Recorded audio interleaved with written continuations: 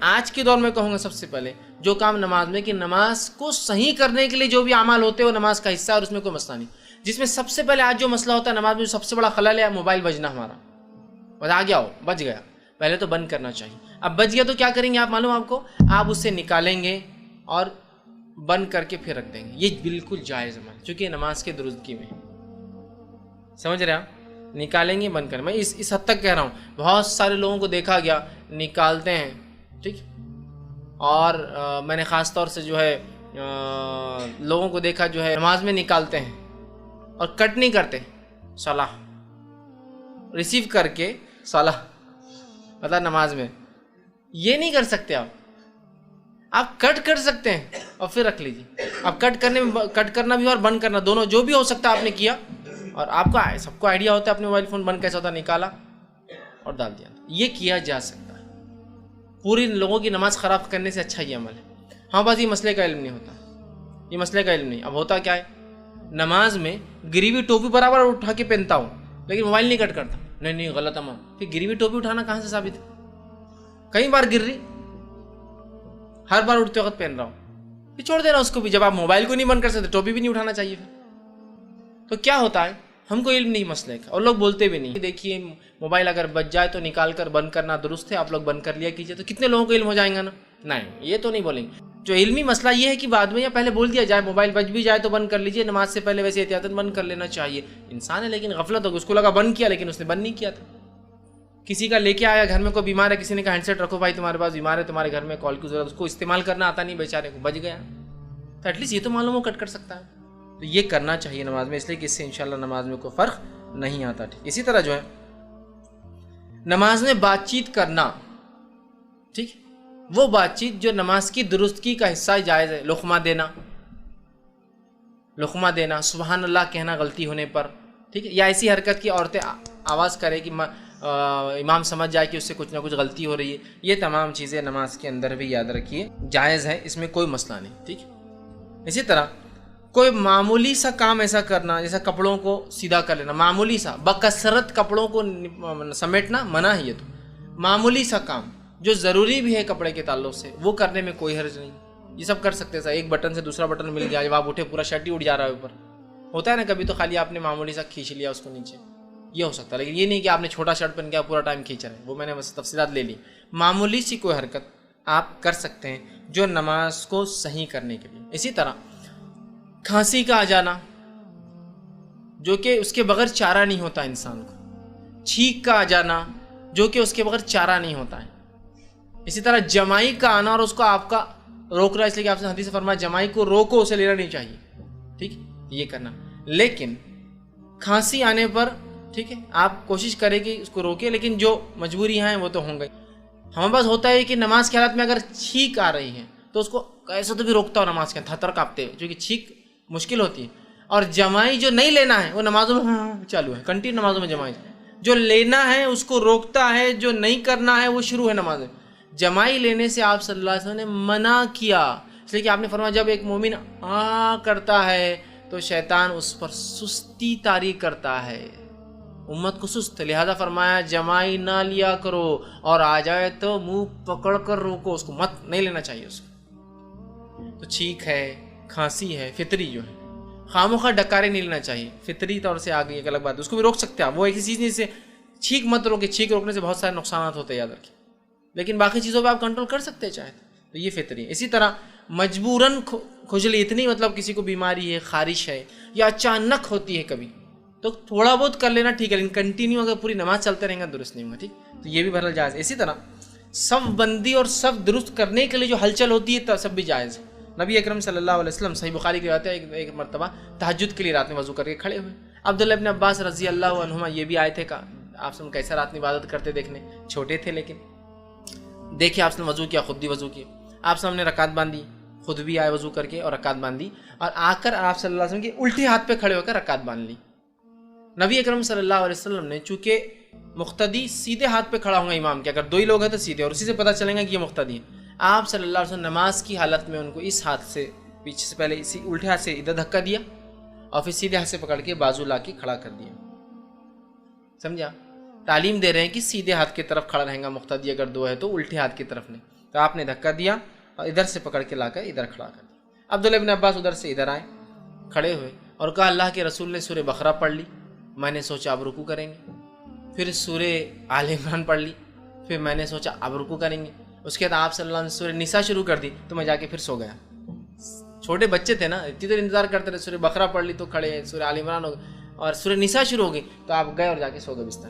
پھر صبح جب فجر کا وقت ہوا اللہ کے رسول نے اٹھایا اور کہا، میرے چہرے پر تھوڑا سا تھپتا اور کہا ایسا نہیں کرنا چاہیے، ایک تو رات میں اٹھے پھر نماز کے لیے کھڑے ہوئے پھر جا کے سو بھی، مطلب پڑھنا چاہیے تھا جب تم آئے تھے اپنے گھر سے، میرے گھر آپ کے گھر رکے تھے، آ کے چھوٹے تھے بچے تھے رکے تھے اور پھر نماز بھی نہیں پڑھی، تو بہرحال تو آئے کھڑے ہوئے۔ تو دیکھیے یہاں آپ نے نماز میں کیسا درست کیا، امام تھے آپ، تو پتہ چلا جائز چیزوں کو امام نماز میں کر سکتا ہے۔ اس میں اور بھی چیزیں شامل ہوتی ہیں، جیسا کہ ہمارے مائک کا وہ گر گیا نیچے، جو بھون شروع ہوتا اس کا پھر کہ کمزور دل والا تو پتہ نہیں اس کے پلسز بڑھ جاتے ہوں گے، ہارٹ بیٹس اس کے تیز ہو جاتے ہوں گے، ہے نا، تو مائک کو اٹھا لیا، مائک کو تھوڑا سا بہت کرا تھوڑا نیچے کر لیا، کیونکہ بہت پوری مسجد کے 100 لوگ تکلیف اٹھاتے ہیں، ہزاروں لوگ جمعے کی نماز میں، ہے نا، تھوڑا کر سکتے ہیں یہ سب چیزیں تھوڑا سا۔ اسی طرح رکعت تو باندھ لی اور پھر دیکھا سامنے موزی چیزیں چونٹیاں ہیں، اگر سجدہ کروں گا تو کاٹ سکتی ہے، تو تھوڑا سا امام خود ہل گیا بازو، چونٹیاں ہیں نا کاٹ سکتی ہے نا اتنی بہت سی، تو یہ چیزیں۔ یا پھر نماز کو کھڑے ہو گئے اور غلاظت تھی، رات میں بلی آ گئی مسجد کے اندر غلاظت کر کے چلے گئی، دیکھا نہیں فجر میں امام آیا کھڑا ہوا، کھڑے ہونے کے بعد دکھ رہی غلاظت، سرک جائے، یہ جائز حرکت ہے، یہ جائز ہے۔ مقتدی غلط کھڑا تھا، آپ سب نے اس کو ادھر سے نکالا، جائز ہے۔ اسی طرح نماز کے لیے 2 لوگ کھڑے ہیں، امام کھڑا ہے، مقتدی بازو آ کے کھڑا ہے، چونکہ 2 ہی لوگ نماز میں تو صف بننا ضروری ہے، تو صف دونوں کی ہوں گی۔ اب مصلی آیا ایک اور، اب اس کو کھڑا ہونا تو وہ بازو نہیں کھڑا ہوں گا، اب ٹھیک، وہ کیا کرے گا معلوم، امام کو پیچھے سے دھکا وہ کریں گا تو امام تھوڑا آگے سرک جائیں گا، مطلب آپ پیچھے صف ہو گئی ہو، امام آگے سرک۔ اگر آگے جگہ ہے تو بیسٹ یہ ہے کہ اگر 2 لوگ کھڑے ہیں تو امام اپنے مصلی سے بالکل پیچھے وہیں کھڑا ہو، اس کے پیچھے والی صف میں، اور مقتدی بازو، جیسے کوئی مقتدی آئے گا اس کو دھکا دیں گا، امام اپنے مصلی پہ چلے جائیں گا، مقتدی پیچھے صف بنا لیں گے، سمجھ رہے آپ؟ لیکن اس کا بھی علم نہیں ہوتا ہوں بس، یہ جائز حرکتیں ہیں، یہ جائز آگے پیچھے ہونا یہ نہیں کرتے ہم، اور جہاں جو نہیں کرنا ہے وہ کرے، ٹوپی اٹھا کے رکھ رہے۔ میں نے دیکھا ٹوپی گر کے رول ہوتے ہوئے دور گئی تو نماز میں پورا آگے جا کے بھی لے کے آتے اس کو اپنے پاس، جو کہ نہیں کرنا ہے، اور جو کرنا ہے صفوں میں، صف بندی کے ادب میں نہیں ایسا تھوڑی ہو سکتا۔ ایک امام اور ایک مقتدی ہے تو امام آگے کھڑا اور مقتدی پیچھے کھڑا، یہ تھوڑی نماز ہوں گی، چونکہ صف ہی نہیں بنی، صف کہاں بنی؟ یہ مسئلے کا علم ہونا چاہیے، یہ بہت اہم چیز ہے، یاد رکھیے۔ ایک مرتبہ میرا ایک قصبے سے جانا ہوا، وہاں الحمدللہ ایک گھرانہ اہل علم تھا، علم رکھتا تھا، بہت چھوٹا دین قصبہ، مجھے نہیں معلوم تھا، اسی دن پہ تعارف ہوا۔ فجر میں گیا تو 2 آدمی نماز پڑھ رہے فجر کی، اور جلدی نماز تھی اور راستے پہ مسجد تھی وہ۔ تو جب میں وہاں گیا وضو کر کے جا کر بازو کھڑا ہو چکی، میں ڈرا ہوا تھا کہ اگر میں دھکا دوں گا تو ایک نیا مسئلہ، امام کو دھکا دینے ہمارے بولتے ایک نیا مسئلہ، انہوں نے رسک نہیں لینا، میں خاموشی سے آ کر 2 کھڑے تھے، تیسرا کھڑا ہو گیا۔ ہمارے 2 اور بھی ساتھی تھے، بولے نہیں ابھی کھڑے ہو جاؤ، یہ گاؤں کی مسجد ہے، بہت جھگڑے ہو جاتے ہیں، چھوٹی چھوٹی چیزوں پہ جھگڑے ہو جاتے ہیں۔ جیسے ہی میں بازو کھڑا ہوا، امام علم رکھنے والا تھا، وہ آگے بڑھ گیا خود بخود، وہ آگے بڑھ کے چلے گئے مصلی، چونکہ وہ ایگزیکٹلی اپنے مصلی سے امامت کے پیچھے کھڑے تھے۔ ایک آدمی بازو، جیسے ہی میں کھڑا ہوا وہ آگے چلے گئے، اور پھر ہمارے بازو والے کھڑے ہوئے، سب بن گئے پیچھے، ان کو علم تھا اس مسئلے کا۔ بعد میں وہ دیکھنے لگے، ارے بولے آپ نے مجھے وہ نہیں کیا، میں نے کہا ہم کو پہلے ڈر لگا ہوا تھا، ٹھیک ہے، کہ آپ کو دھکا دیتے رہے، کہ میں بازو والا شروع ہو جاتا ہم کو ثواب کی نیت سے، کہ امام کو دھکا دے رہا، امام کو ہٹا رہا نماز میں، اتنا بڑا گناہ، تو مطلب میں نے رسک لینا پسند نہیں کیا کہ امام کو ہٹانے کا۔ وہ بھی ہنسنے لگے، کہا نہیں صحیح کیا آپ نے، بولے علم نہیں ہوتا لوگوں کو، لیکن اس مسجد میں الحمدللہ ہم لوگ علم رکھتے ہیں اور ہم لوگ ایسا عمل کرتے ہیں۔ میں نے کہا بڑی بات ہے، لیکن بھائی ہر جگہ کی حالت اس طرح سے نہیں ہے، ٹھیک، تو یہ آپ یہ ہلچل جائز ہلچل ہے، آپ کر سکتے ہیں، ٹھیک۔ اسی طرح امام خیرت بھول جائے، غلطی ہو جائے تو آواز دینا، یہ بھی میں نے تفصیلات آپ کر سکتے ہیں۔ اسی طرح نماز میں آپ کے آگے سے کوئی جا رہا ہے تو آپ اس کو نماز کی حالت میں روک لیں گے، ٹھیک ہے، یہ جائز عمل ہے۔ ہمارے پاس کیا ہوتا ہے، دیکھیے ایک کیس تو یہ ہوتا ہے، نماز میں آپ کھڑے، کوئی چلا گیا، اب وہ گیا تو دل میں کچھ نہیں، اس کو بس دل میں۔ دوسرا کیس، دکھتا نہیں گیا، نماز پڑھ رہا تھا میں اور چلے گئے میرے سامنے سے، مطلب وہ سمجھتا نماز ٹوٹ گئی اس کی، تو وہیں شروع جھگڑا۔ میں ایک مرتبہ کچھ بڑے لوگوں نے پیچھے صف بنا دی، 2 صف مسجد میں آگے بنی، رمضان کا مہینہ تھا، مغرب کی نماز تھی، बोला यार ये से दो पीछे कैसे खड़े हो गए लोग बीच में, दो सफ़े बीच में खाली है और रास्ता भी नहीं जाने का। तो मैं आगे गया और सफ़ में से गया पूरा, ऐसा सफ़ पूरा तोड़ते सबका, सफ़ के बीच में नमाजियों के सामने से। क्योंकि जब सफ़ आगे खाली होंगे और पीछे नमाज मुख्तदी कोई खड़ा होगा और अगर मैं सफ़ पूरी करने आगे जाऊँ तो मुझ पर गुनाह नहीं है उनकी नमाज का, क्योंकि उन्होंने गलत खड़ा किया अपने आप को। चला गया, अब चला गया तो उसमें से क्या हो गया, एक ही होशियार था पूरी सफ़ में, बाकी सब तो खड़े थे, एक ने तोड़ दिया, टूट गई रे, टूट गई नमाज अपनी बंद। और दूसरे दो नहीं तोड़ रहे, तोड़ो तोड़ो। और बाद में नमाज क्या मौलाना समझता नहीं, क्या तू हमारे सामने चले गए। मैंने कहा क्या जाहिल है, तुम पीछे वैसे ही खड़े हो गए, मतलब मौलाना ज़्यादा समझता ना, मौलाना बोल रहे ना, तो क्या जाहिल है, तुम पीछे खड़े हो गए सब बना के। नहीं बोले मेरे को जल्दी जाना था। अगर ऐसी सब जल्दी जाएंगे तो मस्जिद अंदर रहेंगी, उस सड़क पे नमाज पढ़ के लोग निकल जाएंगे, जल्दी थी कहते उनको, तो पीछे सब बना ली उन्होंने। हो सकता दावत होंगी, रस ज़्यादा होगा तो वो दावत में से इधर नमाज सफ़ नहीं मिलेंगी तो घर छोड़ के यहाँ ना बढ़ाऊँगा। आप लगा कि यार दस्तर तो जब भी बिछ जाता, सफ़ मगरिब होते लोग पढ़ा यार दस्तर बिछ जाता, तो पीछे खड़े हो गए। तो मैंने कहा क्या जाहिल, तुमको इतना भी नहीं समझा कि तुम ऐसी सफ़ नहीं बना सकते। तो कुछ नहीं, खामोश हो गया तुम, चूँकि गलती उनकी थी और तुड़ा भी दिया उसने। तो दो होते हैं वहाँ पर, एक तो या तो दिल में कुड़ते हैं, दूसरा नमाज तोड़ देते हैं। आपको क्या करना है, जब कोई नमाजी के आगे से आप फरमाते हैं उस शख्स को वो रोक लेगा।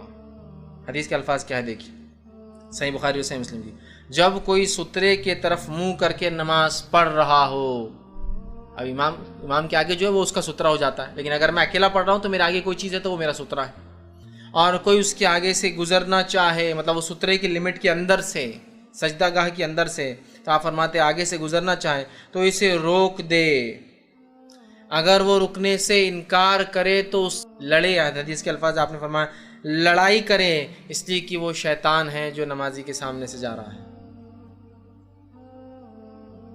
जायज लड़ाई है, कर सकते हैं आप कि रोक देना है, ना रुके तो धक्का दे, ना रुके तो लड़ाई करे उससे कि मैं जाने नहीं दूंगा तुझे यहाँ से। लड़ाई मतलब आप नमाज में उसको धक्का दे सकते हैं, आप उसको मार सकते हैं कि यहाँ से नहीं जाने दूंगा, बाकी कहीं से भी जा। इसलिए आपने फरमाया अगर तुम में से किसी को मैं बता दूं नमाजी के सामने से जाने का गुनाह क्या है तो तुम 40 तक इंतज़ार करोगे। रावी कहते हैं मैं भूल गया आपने 40 दिन कहा या 40 साल कहा, मैं भूल गया, लेकिन हम 40 दिन और 40 साल को भी अगर छोड़ दें, 40 मिनट भी ले ले तो बहुत है। 40 मिनट रुके रहे इंसान कम से कम, समझे, 40 तक रुके रहोगे। रावी कहते हैं भूल गया दिन बोला या साल बोले, 40 मतलब नहीं जाना चाहिए और ये जायज़ है रोकना। लेकिन अगर छोटे बच्चे हैं नमाज में सामने जाते कुछ नहीं होता है। नबी अकरम सल्लल्लाहु अलैहि वसल्लम नमाज पढ़ते थे, हसन हुसैन और उमामा आपकी जो नवासी थी ये नमाज में आ जाया करते थे। अल्लाह के रसूल सल्लल्लाहु अलैहि वसल्लम को देखा गया कि कभी कंधे पर बैठ जाते हैं, कभी गर्दन पर दोनों तरफ डाल के बैठ जाते हैं। एक रिवायत में आता है कि एक मरतबा एक सहाबी ने कहा कि हमने अल्लाह के रसूल के साथ सजदा किया, इतना लंबा सजदा अल्लाह के रसूल ने किया कि मैंने दिल में सोचा कि अल्लाह के रसूल की वफ़ात तो नहीं हो गई। और फिर मैंने सजदे में से सहाबी कहते सर उठाया तो सर उठा के देखा तो हसन और हुसैन दोनों कंधे पे बैठे हुए, अल्लाह के रसूल सजदे में हैं और दोनों नवासे आके सर पे बैठ गए, आपके कंधे पे पैर डाल के, एक आगे गर्दन पर एक पीछे गर्दन पर बैठा, लेकिन इतनी देर सजदा किया। फिर उसके बाद अल्लाह के रसूल ने दोनों को नीचे उतार कर नमाज पढ़ाई। नमाज के बाद वो सहाबी कहते हैं कि एक साहब आकर थोड़ा देखने लगे, बच्चे दोनों घूरने लगे कि क्या तुम्हारे वजह से हमको लेट होते। तो ने दोनों को जो है एक मांडी पे एक को और दोनों को बिठाया और कहा ये सैयदैन हैं, ठीक, ये दोनों मास्टर है, ये दोनों बड़े हैं इस कौम के, और जो इनसे मोहब्बत करता है उनसे मैं मोहब्बत करता हूँ। तो सहाबी खामोश बैठ के चले गए। फिर समझ, तो इससे क्या पता चला बच्चे नमाज में सामने आने से कुछ नहीं होता, पीठ पे बैठ सकते हैं, होता है ना बच्चे बैठ जाते। फिर आपने हदीस में ये भी कहा अल्फाज कि बच्चे घोड़े पर बैठना चाह रहे थे, मैंने सोचा थोड़ी देर बैठ कर मज़ा ले ले। होता है ना बच्चों को घोड़ा बन जाओ, चलो बैठ गए, तो हो सकता है अल्लाह के रसूल ऐसा करते होंगे घर में भी। अब जब नमाज में आए तो बैठ गए, तो कहा बच्चे घोड़े पर बैठना चाहते थे, मैंने सोचा थोड़ी देर इंतज़ार कर लो, बच्चे मज़ा ले ले, इस वजह से आपने सजदे को लंबा कर दिया। इसी तरह एक रिवायत में आता है फ़र्ज़ नमाज के लिए निकले, आपकी नवासी उमामा आपको छोड़ नहीं रही थी, आप उसको ही गोद में लेके नमाज के लिए, गोद में वो आप समझ की थी, आपने अल्लाह अकबर कहा, वो गोद में बैठी और आपने क़याम किया। उसके बाद आपने अल्लाह अकबर कहा, नमाजी को बाजू रखा और रुकू किया, फिर आपने दोनों सजदे किए। जब आप सजदे से उठे तो फिर वो चिपक गया, तो आपने उसे गोद में लिया और खड़े होकर नमाज पढ़ी। ये जायज़ हरकत थी। ये बात किसके लिए लागू होगी मालूम, आज के दौर में माँ अकेली है घर में, بچوں کو اکیلا آپ چھوڑ نہیں سکتے. یاد رکھیے, آپ نماز کے لیے کھڑے ہوں گے, وہ چھری ہاتھ میں لے لیں گے جا کر, وہ ڈسٹ بن کے اندر کچھ کر دیں گا. بھری ہوئی پانی کی ٹانکی ہے, بکیٹ ہے پانی کی, اسے منہ ڈال دیا, واشنگ مشین چالو کر دیا جا کر, کچھ بھی کرتے ہیں بچے. تو ماں کیا کریں گی, چلو نماز پڑھنے کا, آؤ بڑا, گود میں لیا, اللہ اکبر, بچہ گود میں آپ کی. بہت سی عورتیں بولتے ہیں نماز کیسا پڑھنا, بچہ بہت ضدی ہے, سنتا نہیں ہے. نا سنت میں طریقہ, یہ فرض نماز آپ نہیں پڑھائی. اب ایک صاحب ایک دن بولنے لگے, یہ نماز میں جو ہے, جو لوگ بولتے بخاری پہ عمل کرنا اور اس پہ عمل کرنا, یہ ان کو بخار چڑھا ہوا ہے بخاری کا, بولے, اور ایسا ہے ویسا ہے, جاؤ بولے بچوں گود میں لے کے نماز پڑھو, بولے جاؤ. اللہ کے رسول پڑھتے تھے. میں نے کہا ٹھیک ہے, جب بچے رہیں گے تو ہم پڑھیں گے نا گود میں لے کے, حدیث یہی سکھا رہی ہے نا ہم کو. جیسا کہ میں گھر سے باہر نکلا, میری بیوی اسپتال میں ہے, میرا ایک چھوٹا سا بچہ میرے ساتھ ہے, اور نماز کا بھی ٹائم ہو گیا, اب کیا کروں, نماز چھوڑوں یا پڑھوں؟ تو میں بچے کو لے کے پڑھوں گا, جا کے مسجد میں جاؤں گا اور لے کے پڑھوں گا گود میں اس کو. اب ہے میرے پاس جواز اس کا. خاموخواہ نہیں, حدیث میں کیا راستے جاتے تھے بچوں کو اٹھا کے نماز میں پھر لے کے پڑھتے تھے, ضرورت کے تحت ہے, سمپل. وہی صاحب ایک دن بیان دینے لگے حسن اور حسین کی فضیلت میں, کہ کہا یہ حسن اور حسین آ جاتے تھے, نبی اکرم صلی اللہ علیہ وسلم کے پیٹ پہ بیٹھتے تھے نماز میں, سامنے جاتے تھے, حسن ان کو لے کے نماز پڑھتے. میں نے کہا اب کیا ہوا, اب فضیلت بیان کرنے میں حسن اور حسین کی, اب برابر وہ روایتوں کو بیان کرتے ہو. یس, اس سے تو مسائل نکل رہے ہیں. تو ایک انسان جو ہے نماز میں اگر بچے کو لینا ہو اور اس کی وجہ سے کوئی حرکت پڑھے, جائز حرکت ہے. ایک ماں ہے اکیلی, بچہ ہے گھر میں, ایک بڑا ہے ایک چھوٹا ہے, دونوں لڑ سکتے ہیں آپس میں, چلو بڑا بازو کھڑے کرو, چلو ادھر سے آؤ, چھوٹے کو آپ نے گود میں لے لیا, نماز نہیں چھوٹیں گے. یا پھر سامنے بٹھائیے, یہاں سے ہلنا نہیں, اگر آپ کو پتا ہے بچہ نہیں ہلتا تو ٹھیک. اور بہت سی عورتیں پوچھتی ہیں ہم نماز کو کھڑے ہو گئے, بچہ پاس سے چلا گیا, اب رسک ہے, ڈر ہے, کھانا بن رہا ہے, فلاں ہے, کیا کرے؟ نماز کو توڑ دے آپ. انسانی جان سب سے اول ہے, یاد رکھیے. نماز توڑ دے, بچے کو لائے اور گود میں لے کے پڑھے. پھر آپ کو پتا ہے بھگ جا رہا, رینگنا شروع کر دیا ہے, اکیلی آپ گود میں لے کر پڑھے. سنت سے ثابت ہے یہ چیز. آپ کی نماز سے ایک بار ضد چھوڑ نہیں رہی تھی, آپ نے گود میں لے کر پڑھا. اسلام بہت آسان ہے, یاد رکھیے. یہ سخت اور مشکل دین نہیں ہے. یہ ایسا بھی نہیں ہے کہ آپ کے فرائض کے لیے آپ کو زندگیوں کو داؤ پہ لگانا پڑے, کہ آپ ٹرین میں نماز پڑھنا چاہ رہے, بچہ آپ کہیں بھی چل رہا, آپ ٹرین میں نماز نہیں توڑ سکتا, بچہ کہاں گیا وہ فکر بھی لگی, تو نماز تھوڑی ہو رہی ہے آپ کی. انسانی ذہن تو اپنے بچوں کی حفاظت میں, سامان کی حفاظت میں, سامان کو سامنے رکھ دیا, بچے کو بیچ میں لا کے بٹھا دیا, اور پھر نماز شروع کی, بچہ بھی سامنے, سامان بھی آرام سے اطمینان سے نماز پڑھی. یہ سمجھنے کی ضرورت ہے. یہ جائز حرکتیں ہیں جو کر سکتے ہیں. تو آگے سے گزرنے والے کیا کرنا ہے, روکنا ہے. نماز کی حالت میں موذی چیز آ گئی, نقصان دہ چیز, سانپ, بچھو یا کوئی ایسا کیڑا کاٹا جو نقصان دہ ہوتا ہے, تو آپ نے فرمایا اور کہا, حدیث کے الفاظ ہیں, آپ نے کہا کہ اسے فوراً قتل کر دو. حدیث کے الفاظ اس طرح سے, سنن ترمذی کی جو روایت ہے, آپ نے فرمایا نماز میں 2 چیزیں, سانپ اور بچھو آ جائے تو اسے قتل کر دو, کیونکہ یہ خطرناک ہے. آپ نماز میں کھڑے, آپ بعد میں بھی اگر ماریں گے اور کہیں چھپ گئے گھر میں جا کے, تو کتنے دن تکلیف ہوتی ہے آدمی کو, کہاں چلے گیا, بچوں کی جان کا ڈر, یہ ڈر, فوراً مار دو. آپ نے کہا نماز میں بھی آپ ان کو مار سکتے ہیں. جب آپ نماز کی حالت میں کوئی چیز بازو لے کے آپ کو لگتا ہے کہ شارٹ میں ختم ہو جائے گا تو وہ کر دیجیے, لیکن سانپ ظاہر سی بات ہے ایسی چیز نہیں ہوتی, بچھو ہلو چلتا ہے, تو ظاہر سی بات آپ کو نماز توڑ بھی سکتے ہیں. آپ نماز توڑ دیجئے, اس کو ختم کیجئے, آ کر اپنی نماز کنٹینیو کریں. ٹھیک, آپ سمجھے ایک حدیث سے فرمایا, آپ نماز پڑھ رہے تھے اور آپ کو بچھو نے آ کے کاٹ لیا, آپ نے کہا اللہ بچھو پر آخر اس پہ لعنت کرے, اور آپ نے اس کو مار دیا. ٹھیک, اور فرمایا اگر کوئی بچھو اور سانپ کو نماز میں بھی پائے تو کیا کرے, قتل کر دے, مار دے اس کو, اس لیے کہ یہ انسان. تو ایسا موذی چیزیں ہو سکتی ہے, کچھ آ جائے, کوئی اور بھی کیڑا کاٹا جو ہمارے علاقے میں بہت زہریلا ہوتا ہے. سانپ بچھو تو ایک دم عموماً جس کو کہیں گے دنیا بھر میں فیمس ہے یہ دونوں جانور نقصان کے لیے. کچھ بھی ہو سکتا ہے, کوئی زہریلی مکڑی آ جائے, ہمارے پاس نہیں ہوتی, لیکن بہت سارے علاقوں میں, خلیج کے یا امریکہ میں, اس میں بڑی بڑی زہریلی مکڑیاں ہوتی ہیں جو کہ بالکل سانپ اور بچھو کے برابر ہی زہر رکھتی ہے اور اتنی ہی خطرناک ہوتی ہے جان کے لیے. تو وہاں بھی انسان توڑ سکتا ہے. مطلب ہے موذی چیز جو انسانی جان کو نقصان اٹھ کے آپ اس کو قتل کر سکتے ہیں. اسی طرح جو ہے اگر نماز کی حالت میں کوئی سلام کہے تو انسان ہتھیلی سے اس کا جواب بھی دے سکتا ہے. نبی اکرم صلی اللہ علیہ وسلم کو دیکھا گیا, سنن ترمذی کی روایت ہے, آپ کو کسی نے سلام کیا اور آپ نے اس کو ہتھیلی سے جواب دیا. ٹھیک, تو نماز کے اندر کوئی سلام کر دے تو آپ اس کو ہتھیلی سے جواب بھی دے سکتے ہیں. اور یہ عمل بعد کے دور میں صحابہ سے بھی ملتا ہے کہ صحابہ اس طرح سے کوئی مسجد میں سلام کرتا تو اس کو جواب دیا کرتے, سیدھی ہتھیلی کو اٹھا کر نماز کی ہی حالت میں. یہ بہرحال جائز حرکتیں ہیں جو کی جا سکتی ہے. وہ تھیں جو منع ہے اور وہ تھی جو نماز کو باطل کرتی ہیں. تو آج 3 باتیں ہم نے دیکھی. وہ اعمال, حرکت اور سکنات جو نماز میں درست نہیں, جائز نہیں ہے, وہ عمل جو باطل کرتے ہیں, اور وہ عمل جس کو ہم سمجھتے ہیں غلط ہے لیکن وہ جائز ہیں. اور وہ تمام باتیں کچھ نہ کچھ حد تک میں نے کوشش کی کہ جمع کر کے رکھوں. ہو سکتا ہے کچھ باتیں چوکی ہو تو سوال جواب کے سیشن میں آپ اس کو کمپلیٹ جو ہے اس میں سوال کر سکتے ہیں.